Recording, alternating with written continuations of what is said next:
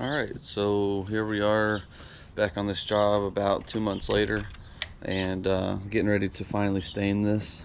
It's been too cold, and we wanted to wait for a nice dry, warmish day to do this and let these pickets dry out.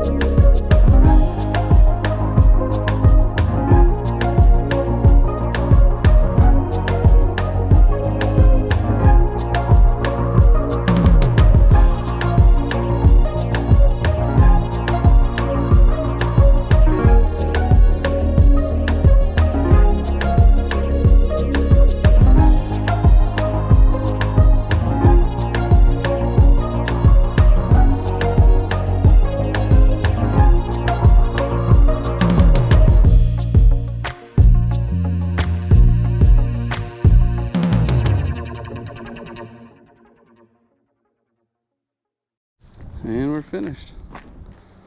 That came out really nice. The color is awesome.